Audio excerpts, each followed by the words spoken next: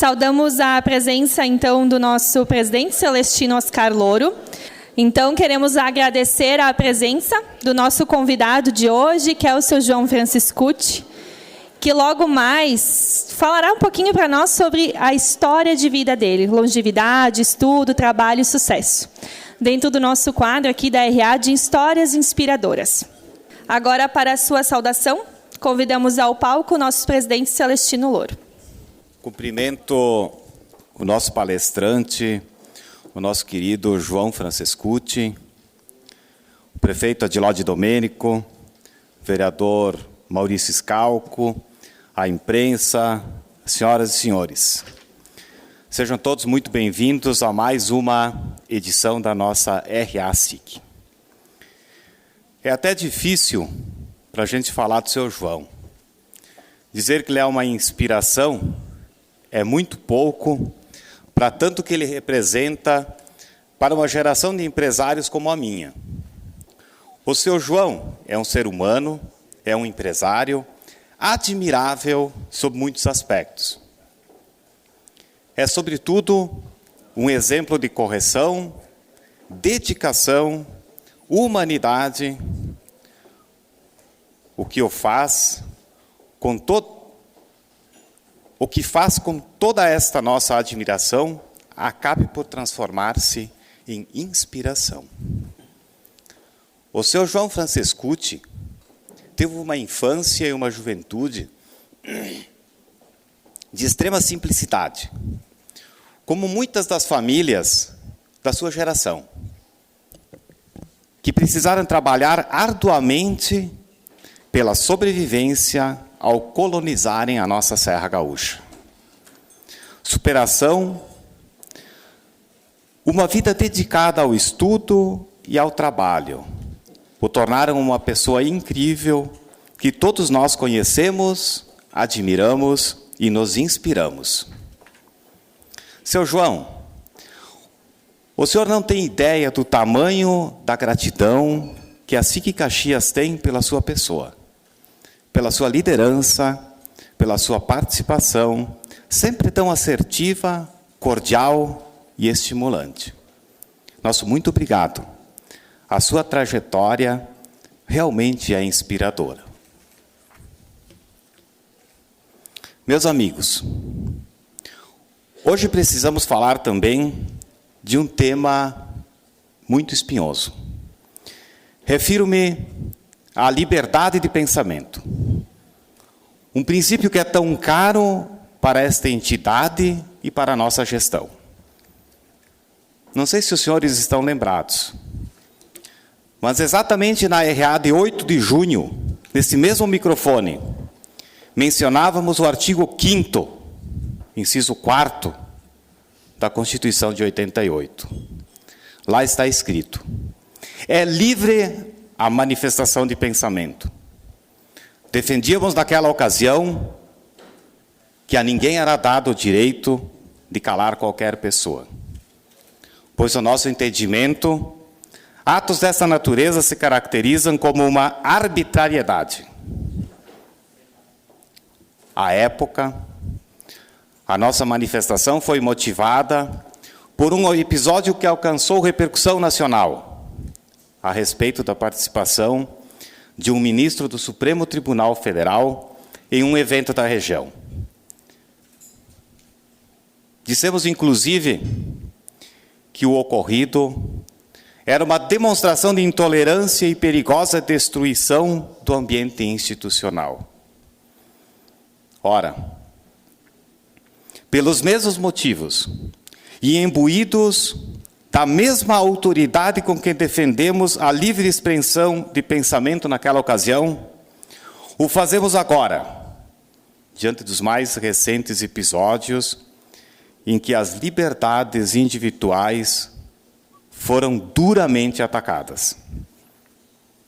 A SIC Caxias faz coro com entidades como a Fiergs, a Federação, a FCDL-RS e tantas outras, em defesa da liberdade e pelo que entendemos ser uma afronta à democracia e à liberdade de expressão, tantas vezes invocada por quem agora faz ataques a ela.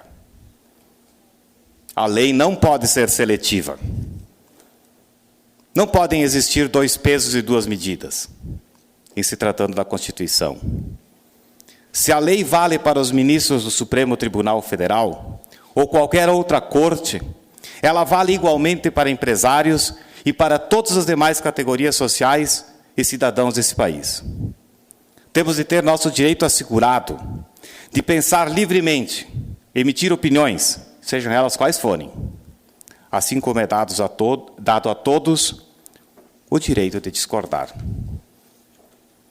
Aos que se sentirem ofendidos com opiniões ou manifestações com as quais não concordam, inclusive esta, existem os ritos legais para se buscar reparação e punição ao que for enquadrado como crime e injúria. Mas nunca, jamais, vamos aceitar que se imponha o silêncio por meio da censura, da intimidação e da força. Isso é típico de regimes autoritários. Tempos estranhos estes, senhoras e senhores, que esperamos sejam apaziguados o mais rapidamente possível.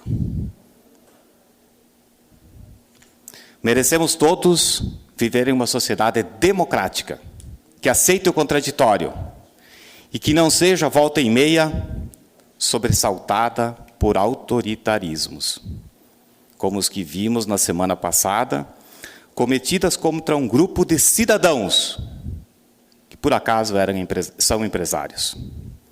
Repudiamos todo e qualquer excesso. Como bem disse o ex-ministro do Supremo Tribunal Federal, sobre a decisão do eminente ministro Alexandre de Moraes. A liberdade de expressão é um princípio constitucional básico em um Estado democrático de direito. Não há crime de opinião. Vou ler novamente. Não são palavras minhas, são palavras de um ministro do Supremo aposentado. A liberdade de expressão é o princípio constitucional básico em um Estado democrático de direito. Não há crime de opinião.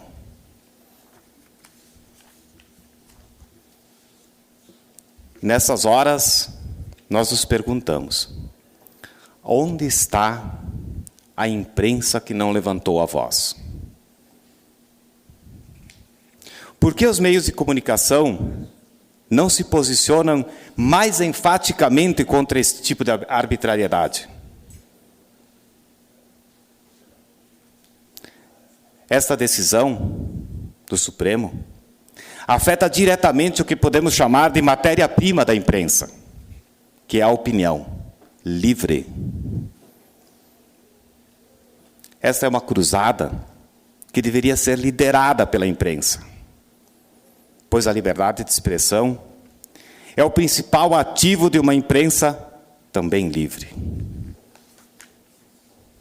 A sociedade brasileira precisa que a imprensa se junte a ela na defesa de um direito básico, que é o direito à liberdade de pensamento. Um país sem imprensa livre, sem opinião, pode ser qualquer coisa, menos um país democrático. A mesma indignação, vejam um absurdo, é a história do verde e amarelo. Ora, senhoras e senhores, como é que nós chegamos a tamanha anomalia institucional? Estamos discutindo quem pode e quem não pode usar as cores da nossa bandeira nacional. Será realmente que precisamos de que o Poder Judiciário nos diga quem pode e quem não pode? E quando pode usar as cores da bandeira? Não quero me alongar nesse assunto, mas apenas deixo aqui um registro, o que nos parece o óbvio nesse momento delicado em que o Brasil vive. Verde e amarelo são as cores do nosso país. Aprendemos isso na escola. na infância, que temos de respeitar os símbolos nacionais. Então, por favor, não queiram se apropriar daquilo que é nosso. Não queiram colocar autorização para que a gente possa usar o símbolo do nosso país. Muito obrigado e uma boa RA a todos.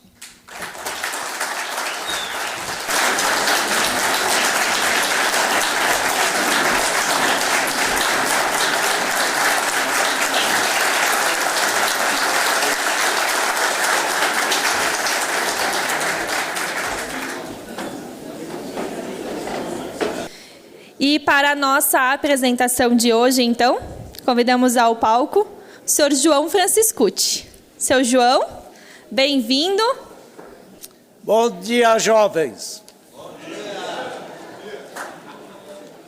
Inicio com todo o respeito, agradecendo a SIC, a todos os sócios, colaboradores meus pais, companheiros de trabalho, nossos fornecedores, nossos clientes, meus professores, enfim, tudo e todos que permitem que eu seja portador dessas palavras.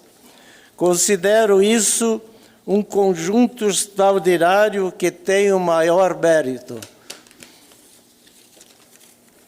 E assim começamos.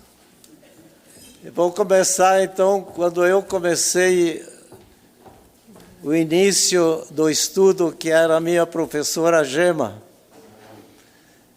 E aí, primeiro dia de aula, que eu devia ter uns 5, 6 anos, ela me ensinou a fazer o número 1. E ela disse que eu fizesse o número 1 também. Eu fazia, mas fazia invertido. E ela disse, não é assim, faz de novo, eu fiz invertido. Aí ela saiu, eu virei a folha, e aí eu fiz o número, ficou certo, quer dizer, só que foi invertido. Isso serve de exemplo, assim, não precisa virar a página quando a gente está fazendo alguma coisa que não é igual a todos que fazem. É só girar a folha e ter nova direção. Nunca se assustem com obstáculos. Sempre tem um caminho. É só querer e fazer. Outro exemplo, esse já é da cozinha. Já é diferente. Eu tinha um tio, Valentim de Witt, que morava aqui em Caxias, mas ele era da Itália, da região de Udine, e ela tinha um mercadinho ali perto, onde é o McDonald's, ali bem na esquina ali, mercadinho de frutas. Aí ele gostava muito de mocotó.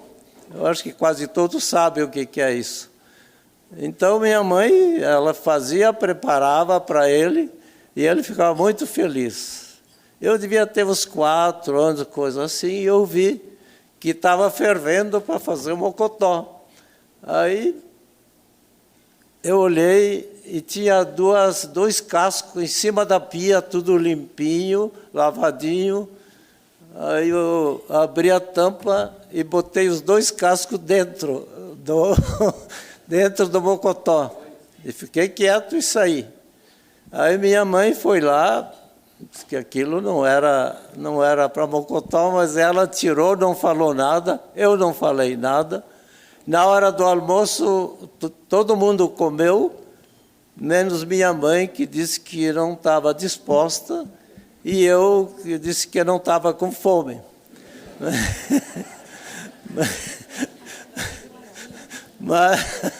Mas isso passou e foi feliz, comeu, ficou satisfeito. Nós podemos considerar isso o seguinte: ninguém falou. Só depois de muito tempo minha mãe contou a história. Mas eu não apanhei, não me chamaram atenção nem nada. Isso quer dizer que o silêncio não denuncia. Isso é muito bom, porque às vezes a gente fala o que não deve e silenciando é melhor. Isso é mais para o Gasperini. Eu morava em Santo Ângelo, que eu sou aqui do bairro Santa Catarina, Santa Lúcia, e fomos morar em Santo Ângelo. E lá tinha quartel perto, estrada de ferro, e todos os dias o pessoal fazia manobra lá. Aquilo era bonito, todo mundo fazia, nós fomos lá olhar.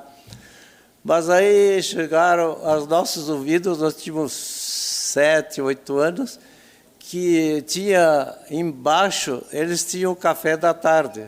E era uma mesa, eram mesas enormes, com a xícara, e dentro tinha um pão com manteiga. Isso que era muito bom. Aí nós combinamos como é que ia buscar isso aí. Mas mais foi um desafio. Aí nós entramos por baixo da cerca, o pessoal fazendo ginástica, e com segurança, com sentinelas, mas havia a porta principal que não tinha ninguém. E havia um momento que eles saíam do treinamento e iam para lavar as mãos, sei lá o quê. Era rápido. Então nós combinamos. Éramos em 5, vocês têm que tirar o pão, colocar a xícara, porque o pão estava embaixo, mas não um atrás do outro. Um tira aqui e tira lá. Então, todos sabiam onde é que tinham que pegar o pão. E aí subimos, enquanto eles foram 5 minutos, eles iam para lá e voltavam.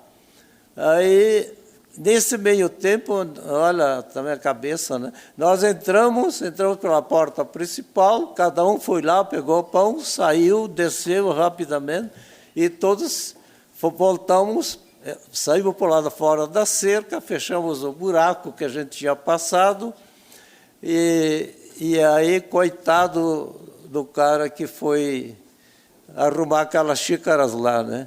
Então, o que aconteceu é que nós fizemos um desafio para mostrar, não tanto para comer, como podia ser feita uma coisa com sentinelas, né? Então, cuide-se sempre, não só dos lados, nem nada, cuide-se também pela frente. Mas e aí nós ficamos olhando, não podíamos sair dali, porque se a gente saísse dali, eles iam desconfiar, né? E voltamos outro dia para aquela hora ver o tipo de ginástica que faziam. Bom, agora deixa eu falar um pouco sobre meus pais. Meu pai era de Udine,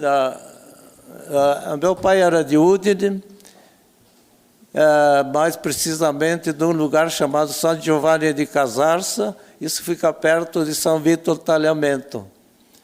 E ele estudou na Escola de Artes e Ofícios e mais ou menos se formou em tipo de um construtor prático, na parte de engenharia e de arquitetura. E dali ele veio para o Brasil como profissional, porque meu tio ele tinha uma equipe de construtores de estrada de ferro. Eles, antes disso, eles tinham ido para a Argentina. Meu tio, com essa equipe, para construir uma estrada de ferro entre duas cidades, que era Córdoba e até Buenos Aires. Mas deu qualquer coisa lá, tiveram que voltar para a Itália. Aí voltaram para a Itália e ele arregimentou nova turma, onde estava meu pai também, e foram para Cruz Alta, onde construíram parte da estrada de ferro, partindo de Santa Maria, Santo Ângelo, Passo Fundo, e ele ficou trabalhando de pedreiro, mas ele era praticamente independente. Ele fazia o projeto, fazia as capelas principalmente, e fazia aqui, ele fez capelas aqui em Caxias, Nossa Senhora da Saúde, Antônio Prado, São Leopoldo, Tupaçaritã, Cruz Alta, Santo Ângelo. Ele fazia, era daquele tempo costume fazer capelas, cada fazendeiro tinha a sua capela. E uma ocasião ele disse que chovia muito, e ele estava na capela, estava longe de casa, e infelizmente faleceu alguém da fazenda, e meu pai não tinha onde ir, eles tinham embaixo onde ele ia ser enterrado. Aí meu pai botou uma tábua em cima e dormiu lá, porque chovia muito. Aí eles perguntaram, mas você não tinha medo de dormir ali em cima do morto? Diz ela, do morto eu não tenho medo, eu tenho do morto vivo, viu?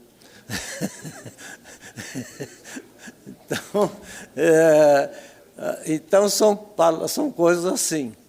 E minha mãe veio como imigrante, nasceu em Caxias, era da região do Wellington, meu pai era do Friuli, e foi morar em Antônio Prado. E tinha aqui em Caxias a madrinha dela, que morava ali ao lado da Ferragem Triquesse, que era uma família conhecida do meu pai lá na Europa ainda. Porque meu pai na Europa, ele trabalhava na Itália, mas tinha pouco serviço na Itália. Então ele trabalhou em Zurique, na Suíça, na Alemanha, na Áustria, na Iugoslávia, e depois ele veio para cá, porque ele já veio para cá, havia perto dos 30 anos, já conhecia muita coisa, e ele era solteiro, e a madrinha da minha mãe era solteira também. Então eles foram lá, se conheceram, namoraram, noivaram e casaram, que levou muito tempo, 22 dias. E ficaram muito felizes o tempo todo. O meu pai também, eu perdi meu pai com 13 anos, mas ele sempre me dava assim conselhos, ou falava, e dizia assim, ele me chamava Giovannin. Giovannin seria tipo de Joãozinho em português. Né? Aí ele disse, olha, meu filho, você pode acreditar em todo mundo. Eu olhei para ele, acreditar mesmo só em teu pai e tua mãe. Bom? Aí depois ele me olhou de novo e disse, olha, mas acreditar de fato só em teu pai. Em tua mãe nem sempre. Por quê? Porque ela não te mostra a realidade. Ela te alisa tanto, te ajuda tanto, que acaba não te mostrando a realidade.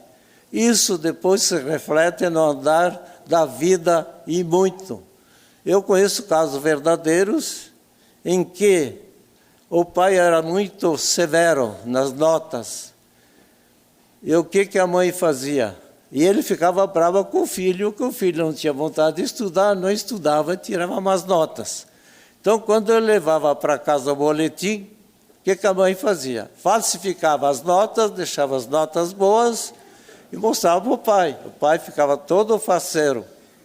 Só que, infelizmente, a gente conhece a vida dele, não se foi bem em negócio nenhum, não terminou estudos, foi um trabalho, um sacrifício para o filho. Então, por isso, que nem sempre a gente pode acreditar em todos, né? E aí quando eu perdi meu pai, minha mãe não tinha muito recurso financeiro, porque nós viemos para cá, retornando de Santo Ângelo, nós viemos aqui em Caxias, e meu pai queria construir a casa. Nesse meio tempo, ele comprou uns terrenos, comprou os tijolos, e adoeceu e acabou falecendo.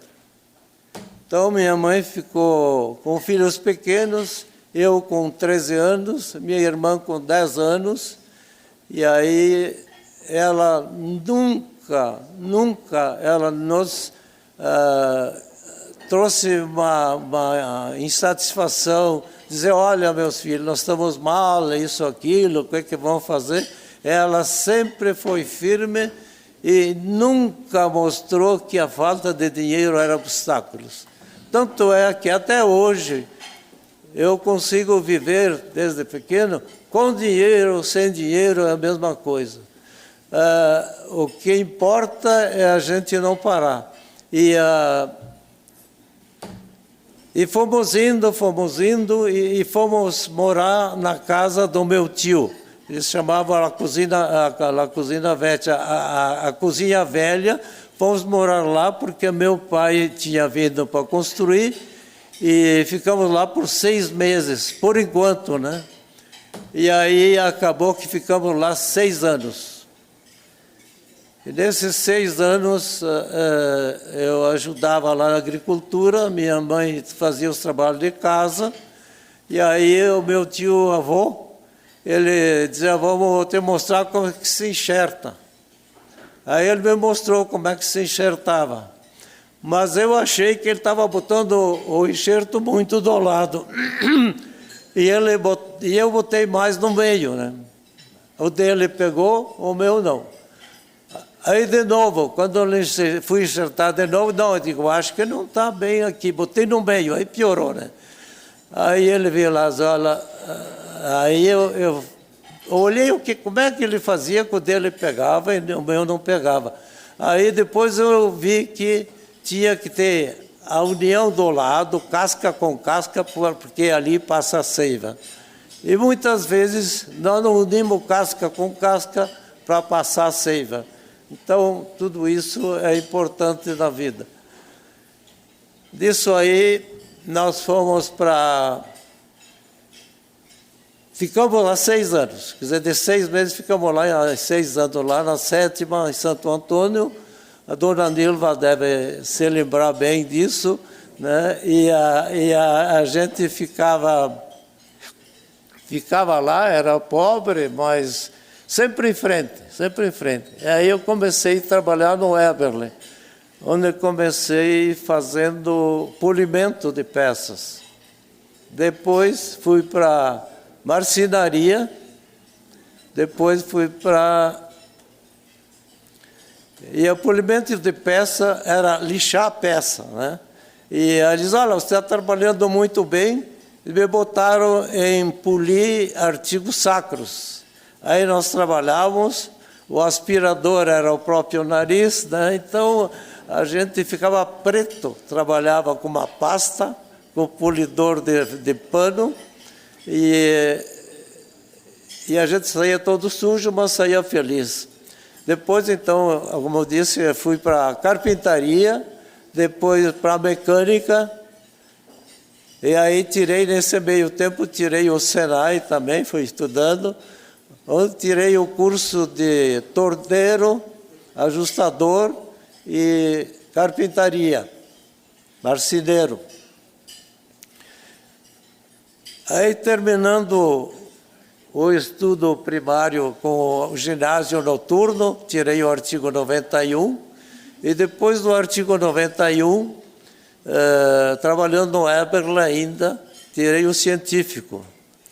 E do científico, depois fui para a escola, terminei o científico, fui para a engenharia, tirei engenharia mecânica, a gente se formou e começamos a trabalhar. E eu trabalhei no Eberle, e depois fui na fábrica de motores, que nem todos devem saber. Em Caxias teve uma fábrica de motores, que era do Raimundo Mazzaretti, na rua Pinheiro Machado, deve ser 2007, não sei se entre a Garibaldi e a Venâncio e a Visconde de Pelotas. E ali a gente aprendeu alguma coisa de motor, e lá conheci meu futuro sócio, um dos meus futuros sócios, que foi Valdomiro Suzin, que era o pai do Mércio, E aí nós começamos a trabalhar junto, né? E a gente fazia de tudo lá, via como é que fazia os motores, tudo. E aí parece que ele ia fechar, eu trabalhava um tempo ali, parece que ele ia fechar a oficina. E aí nós pensamos, vamos trabalhar junto, quem sabe lá. E ele conseguiu ficar com a gente e nós começamos a fábrica praticamente de nada, né? E aí fomos indo, era uma fábrica de 8 por 10. E no dia 24 de agosto de 1954 foi ligada à energia elétrica. Foi o dia que se suicidou Getúlio Vargas. E aí fomos indo, fomos trabalhando, e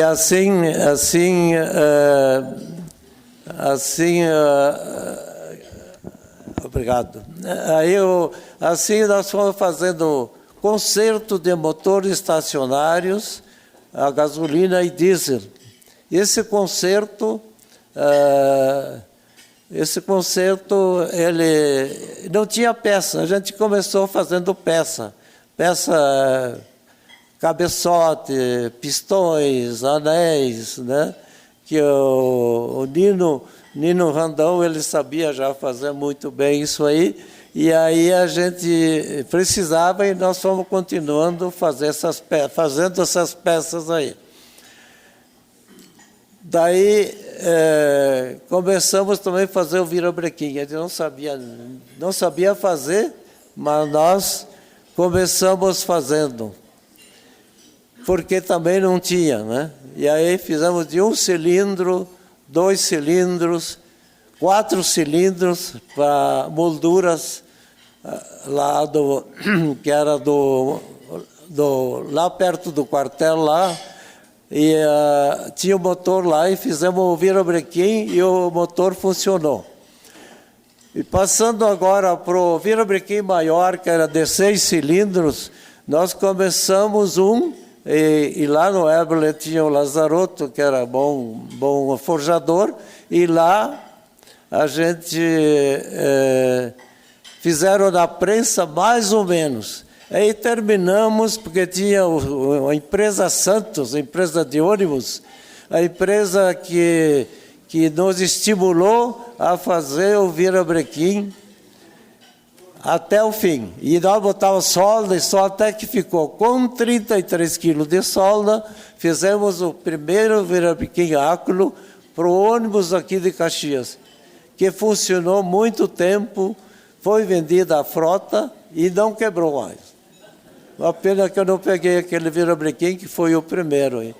E aí começamos a fazer virabrequins e comando de válvulas, que também não tinha, e a empresa foi crescendo e nós começamos a fazer. Fizemos uma vez 10 virabrequins. Desses 10, 7 quebraram. Porque aí não vamos parar por causa disso, né? Aí bem no começo. Aí o que fazer? Nós não tínhamos tratamento térmico, nós não tínhamos condições de qualidade, não tinha nada. Sorte que precisava muito do virabrequim. O cara não queria saber, ele queria o virabrequim, né? E nós não conseguimos atender. E aí então começamos a pensar o que a gente podia fazer. Porque nós pegávamos uma barra e começamos a fazer da barra. E daí, como quebrava muito, vamos ver o que era, e era que estava muito mole, não tinha tratamento. Aí começamos a fazer o cromo duro para os virabrequim. E nesse cromo duro, a pessoa terminava exatamente no ponto aonde era a fácil a quebra. Porque havia na galvanização para depor o cromo no virabrequim, que duraria mais, porque ele é contra o desgaste, quebrava, tinha hidrogênio atômico incluso.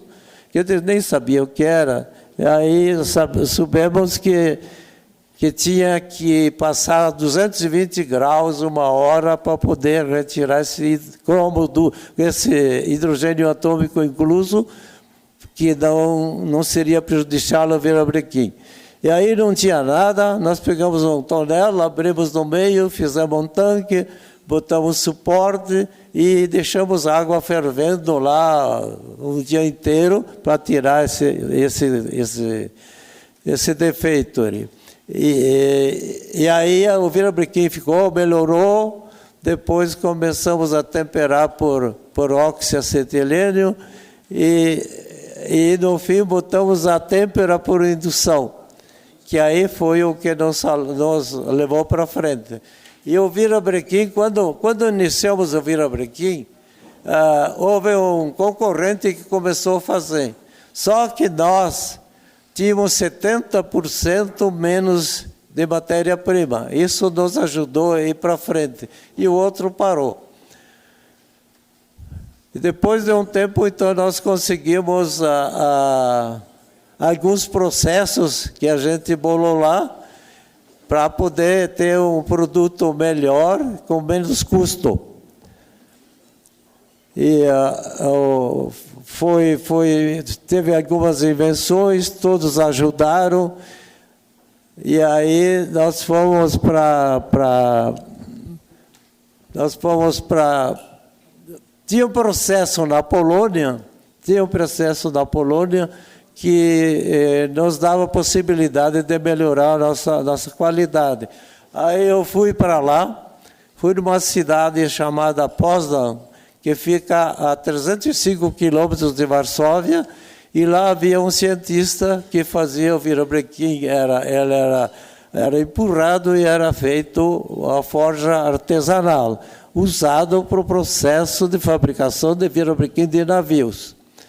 Aí eu falei com esse cientista, ele disse: qual é a prensa que vocês têm? Eu achei que era muito, 600 toneladas. Disse: olha, acho que não dá. Qual é o tamanho do virabrequim? De 2 metros para baixo. Não é um bom processo. Aí, qual é o tamanho da prensa? Né? Medidas. Era estreita, era baixa, não dava. Aí nós insistimos que nós precisaríamos de 2 metros para baixo. E a prensa dele precisaria 5.000 toneladas. Aí nós pensamos: bom, mas não dá 1.000, não. Aí ficou entre 2.000 e 2.500, e a gente ia arrumar a prensa para poder forjar virabrequim aqui. E aqui nós melhoramos, ele nos deu o processo, porque ele achou que a gente ia voltar lá, e acabamos não voltando, e nós desenvolvemos tudo aqui. Em 1965, começamos a fazer as peças em série.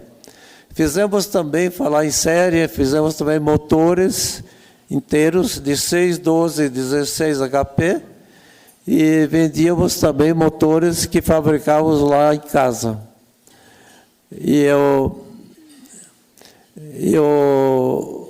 Acabamos usando o processo dele, porém de uma forma bem artesanal. E acabou funcionando, e começamos a ter virabrequins melhores.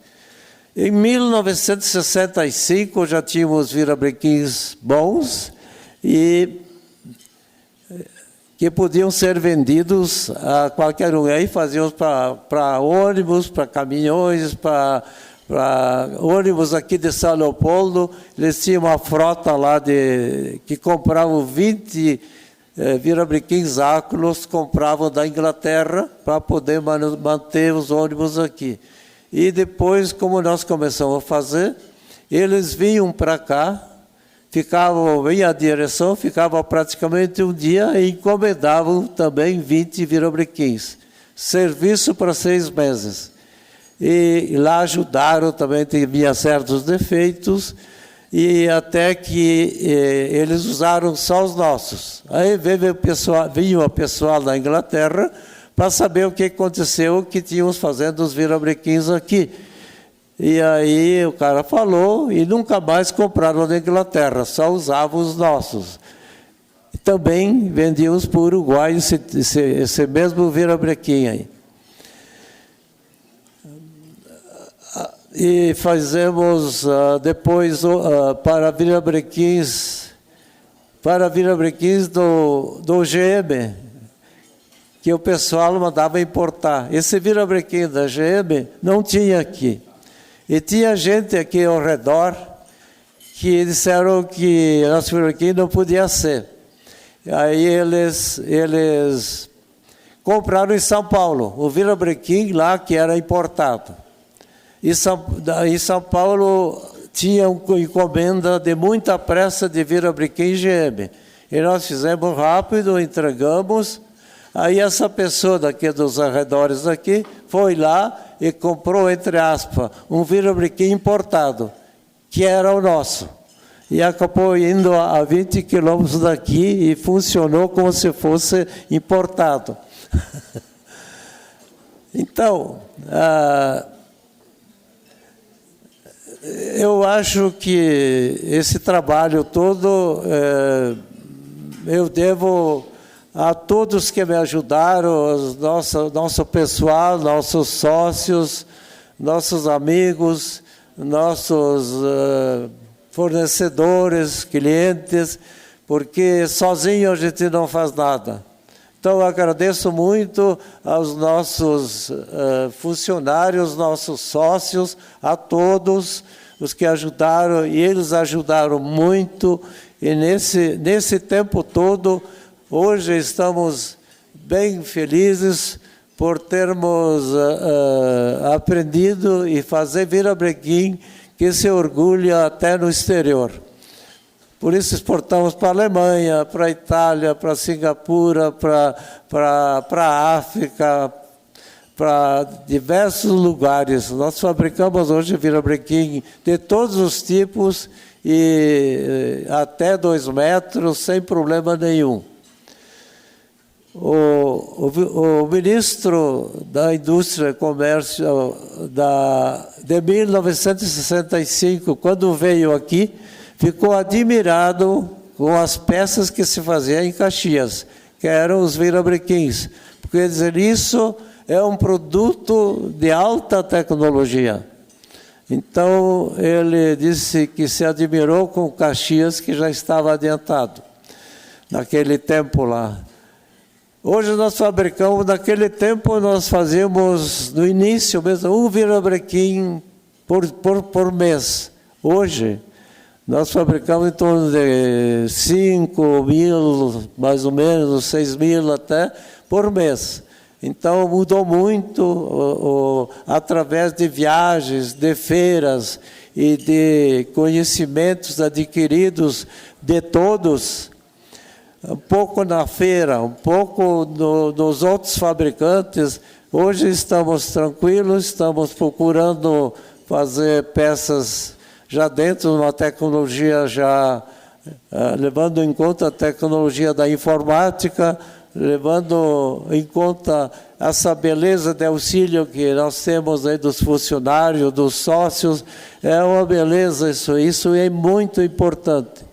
E assim queremos trabalhar para todos, queremos melhorar o nosso produto, até poder dizer, bom, a ambição, por enquanto, está feita.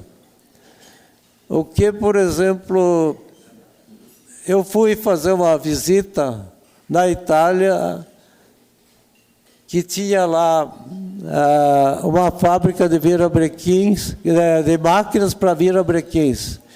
Aí era sob comando militar e o tenente disse, olha, você pode olhar o torno, olhar isso, olhar aqui, só pode olhar o torno. Eu fui lá, entrei lá para ver esse torno, e o torno, depois tinha uma retífica do lado, eu fui ver a retífica lá. Esse torno estava fazendo o virabrequim para o tanque de guerra da Alemanha. Não tinha nada, fui só ver a fabricação do virabrequim. E fui olhar a retífica que estava ali do lado, né? Aí, quando eu voltei lá, o tenente disse, olha, escuta, vem cá. Você foi ver o torno? Sim, você viu, né? Por que você foi olhar a retífica? Grande coisa, né? Mas aí eu digo, não, o sargento disse que eu podia olhar. Diz, não, senhor, o senhor estava liberado só para olhar o torno. Porque é incrível o medo da fabricação de peças para a guerra, né? Não podia ter, era secreto só para fazer. Mas aí nós aprendemos, eu vi lá a retífica, mas não foi nada demais. E hoje nós temos uma das melhores retíficas que tem para virabrequim e trabalhamos tranquilamente. Se a gente olhar, por exemplo, falando em tanque de guerra, se a gente olhar para o que é gasto em todas as forças mundiais em preparação para a guerra, é incrível, são trilhões e trilhões de dólares empregados para se matar entre os homens.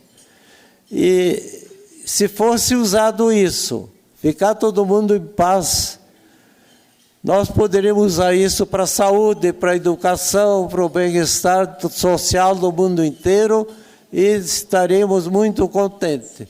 Eu acho que ainda o homem está muito atrasado e é preciso sofrer mais para aprender a viver. Como são todos irmãos...